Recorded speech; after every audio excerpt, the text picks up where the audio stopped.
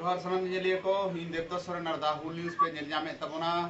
ᱤᱧ ᱥᱚᱸᱜᱮ ᱛᱮ ᱛᱮᱦᱮᱧ ᱫᱚ ᱢᱮᱱᱟᱭᱟ ᱢᱟᱱᱚᱛᱟᱱ ᱵᱟᱵᱩᱱᱟᱛᱷ ᱴᱩᱰᱩ ᱜᱚᱢᱠᱮ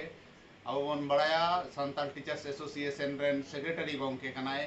আর নিয়ে মাড়াং তেহᱚᱸ মাধ্যমিক ᱨᱮᱱᱟᱜ ᱡᱟᱦᱟᱸ রেজাল্ট উᱰুᱝ ᱠᱟᱱ ᱛᱟᱦᱮᱸᱫ ᱟᱵᱚ ᱥᱟᱱᱛᱟᱲᱤ ᱢᱤᱰᱤᱭᱟᱢ ᱛᱮ ᱡᱟᱦᱟᱸᱭ ᱠᱚᱠᱚ ᱴᱚᱯ 10 ᱱᱚᱣᱟ ᱩᱪᱷᱟᱹᱱ ᱦᱩᱭ ᱠᱟᱱᱟ ᱛᱮᱦᱮᱧ ᱦᱚᱸ এইচএস ᱨᱮᱱᱟᱜ ᱡᱟᱦᱟᱸ রেজাল্ট উᱰুᱝ ᱠᱟᱱ 8 ᱛᱟᱹᱨᱤᱠᱷ ᱨᱮ ᱟᱫᱚ ᱟᱵᱚᱣᱟᱜ ᱠᱟᱹᱴᱤᱡ ᱵᱤᱞᱚᱢ ᱜᱚᱫ ᱟᱠᱟᱱᱟ ᱱᱚᱣᱟ ᱠᱷᱟᱹᱛᱤᱨ ᱛᱮ ᱤᱧ ᱦᱚᱸ ᱤᱠᱟᱹᱧ ᱠᱷᱚᱡᱚᱜ ᱠᱟᱱᱟ ᱥᱟᱱᱟᱢ ᱦᱚᱲ ᱯᱟᱥᱴᱟ ᱥᱮᱫ ᱠᱷᱚᱱᱟᱜ ᱟᱵᱚ ᱢᱟᱦᱟᱥᱚᱭ ᱠᱚ ᱥᱮ ᱟᱵᱚᱨᱮᱱ ᱜᱤᱫᱽᱨᱟᱹ ᱠᱚᱣᱟᱜ রেজাল্ট ᱩᱱᱟᱹᱜ ᱞᱚᱜᱚᱱ ᱵᱟᱵᱚᱱ ᱩᱪᱷᱟᱹᱱ ᱫᱟᱲᱮ ᱠᱟᱣᱫᱟ ᱢᱮᱱᱠᱷᱟᱱ ᱛᱮᱦᱮᱧ ᱩᱪᱷᱟᱹᱱᱚᱜ ᱠᱟᱱᱟ टॉप 10 ᱨᱮᱱᱟᱜ রেজাল্ট এইচএস ᱨᱮᱱᱟᱜ ᱥᱟᱱᱛᱟᱲᱤ ᱢᱤᱰᱤᱭᱟᱢ ᱛᱮ ᱡᱟᱦᱟᱸ ᱠᱚ ᱯᱟᱥ ᱠᱟᱜ ᱛᱟᱵᱚᱱᱟ ᱜᱚᱢᱠᱮ ᱥᱟᱹᱜᱩᱱ ᱫᱟᱨᱟᱢ ᱫᱟ ᱦᱩᱞ ᱱᱤᱭᱩᱡ ᱨᱮ ᱥᱟᱹᱜᱩᱱ ᱫᱟᱨᱟᱢ ᱦᱩᱞ ᱱᱤᱭᱩᱡ ᱨᱮ ᱤᱧ ᱯᱟᱥᱴᱟ ᱠᱷᱚᱱ ᱦᱚᱸ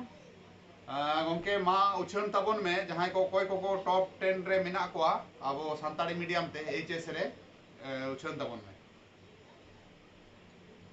ᱡᱚᱦᱟᱨ ᱜᱮ ᱱᱚᱣᱟ ᱦᱩᱞ ᱱᱤᱭᱩᱡ ᱨᱮᱱ ᱟᱸᱡᱚᱢᱤᱭᱟᱹ ᱠᱚ ᱧᱮᱧᱮᱞᱤᱭᱟᱹ ᱠᱚ ᱥᱟᱱᱟᱢ ᱠᱚᱜᱮ ᱳᱭᱮᱥᱴ ᱵᱮᱝᱜᱚᱞ ᱥᱟᱱᱛᱟᱲ ᱴᱤᱪᱟर्स एसोसिएशन ᱯᱟᱥᱴᱟ ᱠᱷᱚᱱᱟᱜ ᱥᱟᱹᱜᱩᱱ ᱫᱟᱨᱟᱢ ᱥᱟᱹᱜᱩᱱ ᱡᱚᱦᱟᱨᱤᱧ ᱪᱟᱞ ᱟᱵᱚᱱ ᱠᱟᱱᱟ ᱱᱚᱰᱮ ᱟᱵᱚ ᱵᱚᱱ ᱵᱟᱲᱟᱭᱟ ᱡᱮ माध्यमिक रिजल्ट अब लेकाते अब बन उछान लेदा बन उनकागे अब एचएस रिजल्ट जहां तो सानताली मीडियम रे रिजल्ट नोआ हो अब लेकाते बन उछान लेदा तो नोआ उछान रे जहां को गड़ो को एम अकादा को भारत जाकान माछी पारगाना महल waste Bengal Santal teachers association तारपरे राइटर्स एसोसिएशन आसिका पश्चिम बंग सानताली शिक्षा अधिकार रक्षा मंच खन एहब कातेन आरो आयमा आयमा गाते गापाती को आर विशेष करे गड़ो जहां को एम अकादा अब दो जहाँ तीन एचएस स्कूल मेना तबना हायर सेकेंडरी स्कूल मेना तबना सानताली मीडियम ते नोआ स्कूल कोरेन एचएम से टीआईसी माचेत माचेतानी को आर ओना साउते सानताली मीडियम रेन जहां दा अब दो सरकारी माचेत गड़ो माचेत मेना को तबना से अब दो वॉलंटियर्स माचेत को मेना को तबना नुको को हा गड़ो ᱧᱟᱢ ᱠᱟᱱᱟ आर उनकोरेन गो बाबा साव सावते आबरेन पठुआ को हा गड़ो ᱧᱟᱢ ᱠᱟᱱᱟ तो नुको को गड़ो ᱧᱟᱢ काते 99.99% रिजल्ट अब नोडे बन उछानी दाबन अब बन नेला जे माध्यमिक रे जहां जहां स्कूल को भागी रिजल्ट ले तबना को टॉप 10 रे तो एचएस रे नासिना एकटु उलट पलट गड आकान तबन गया अब जदि रिजल्ट बन नेला नितो जहां अब नोआ सारा वेस्ट बेंगल रे उत्तर बंग खन एहब काते दक्षिण बंग से पूर्व बंग पश्चिम बंग प्राय 95% स्कूल या रिजल्ट अब तीरे मिना सानाम को गड़ो लेकाते नोआ लेकाते नितो उछिनक कना जे टॉप 10 मध्ये जहां पहिलो कान तमना अब दो उनी दो हुयु कना कानू सोरेन बाबू नुया मार्क्स दो हुयु कान ताया 444 444 नंबर 444 स्कूल दो हुयु कना सीतानाथपुर सुकांत स्मृति स्कूल ताय और जिला दो हुयु कना पश्चिम मेदिनीपुर जिला नुई दा अब टॉप 10 रेन सारा वेस्ट बेंगल 224 एचएस रेन सानताली मीडियम रेन नुई पहिलो ठावे हामेट का तबना दोसार ठाव दो हामेट का तबना कुइली बेसरा नुया नंबर दो हुयु कान ताया 435 स्कूल दो हुयु कना फुलकुसुमा इन बीभी स्कूल नोआ दो हुयु कना बाकुड़ा जिला रे तो कुइली बेसरा नुई टॉप 10 जहां 2024 एचएस सानताली मीडियम भाकराते जहां अब रिजल्ट उछनो कना नोआ रे नुई दोसार ठाव हामेट का तबना तीसरा ठाव दो हामेट का तबना रंजीत हेम्ब्रम नुई पठुआ दो 429 नंबर नाम करते अब तेसार ठावे हामेट कदा स्कूल दो हुयु कान तया चांदड़ा कोयलान संघ हरिजन हाई स्कूल और जिला दो हुयु कना बाकुड़ा जिला नोंका लेकाते अब बन नेला जे पुन आना थाक रे मिनाय ताबना से फोर्थ पोजीशन जहां हामेट कदा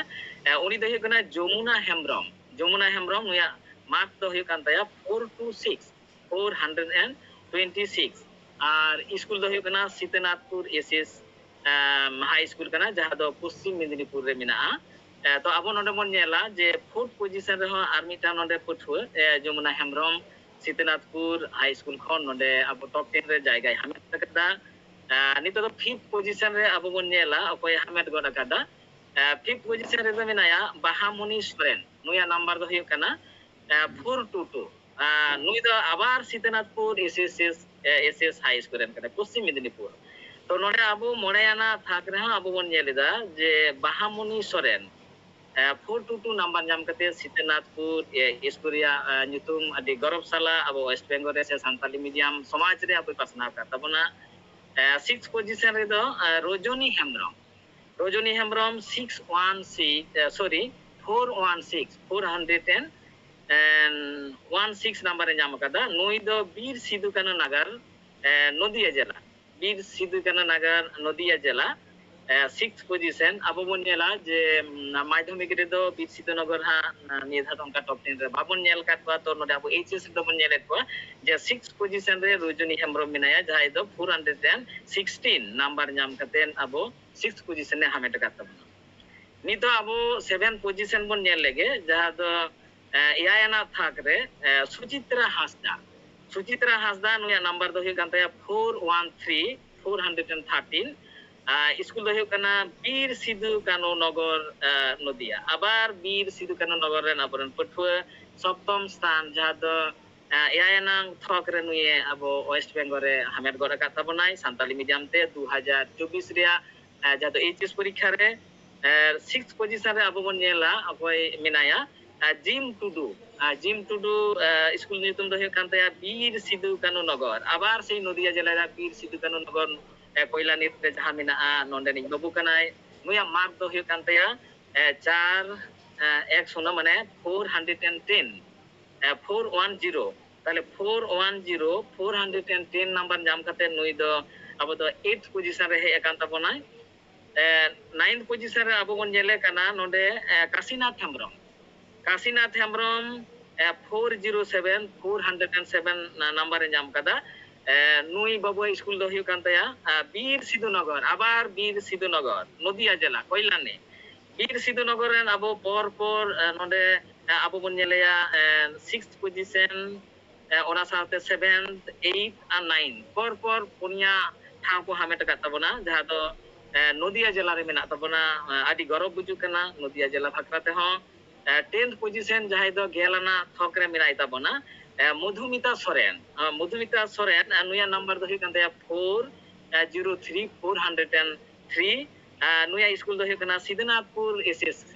Sitanathpur SS school Sitanathpur Sukanto Smriti High School no do Paschim Medinipur to nui do nuku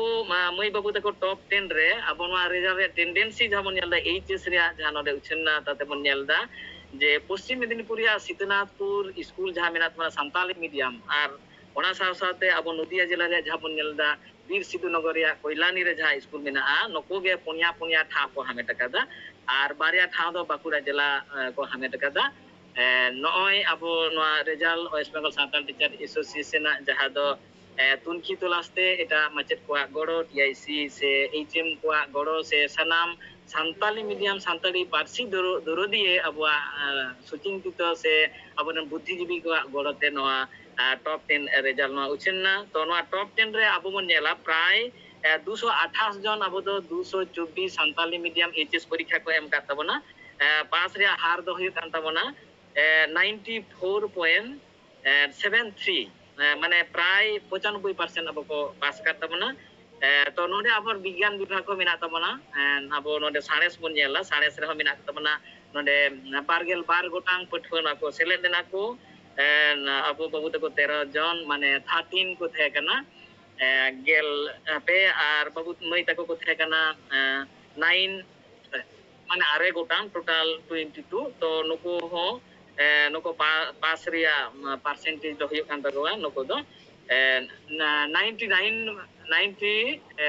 noko do 99 point ke noko do pass ria har tako to abo node aro jahai mitang babu jahai do Kanu Soren nui jodi abo mon nyeleya nui do science tege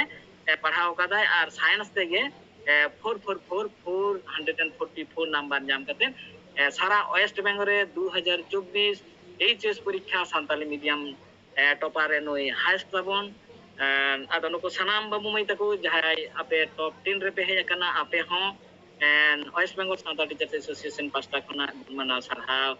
ar thum barai chala chu huyuk kana ona saute jahai babu tako hoito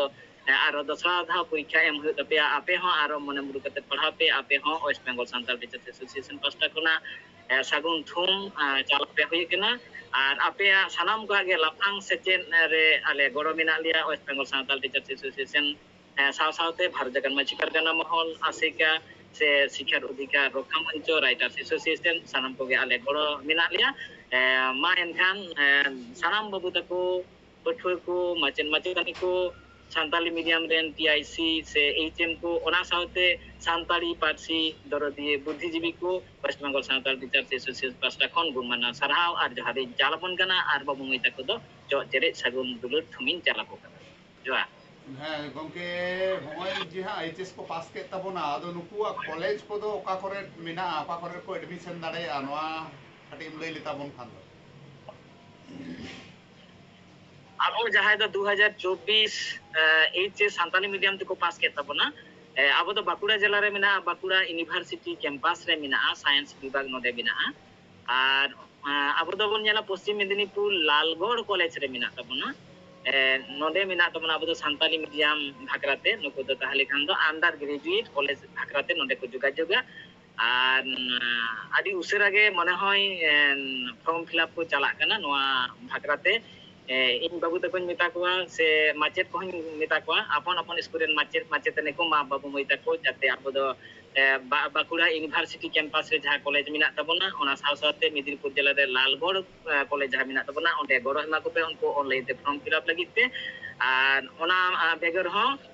J waste Bengal Santal teachers association नोरे साराखन गे गड़ो मेनाया बाबू तक जाते लाफांग सेचे रे भर्ती आलो असुविधा हो अडी अडी सरहाव और मानद जोहार गंके द हुल न्यूज रे खबर उन घड़ी उछन रे गड़ो सपोहट एम खातिर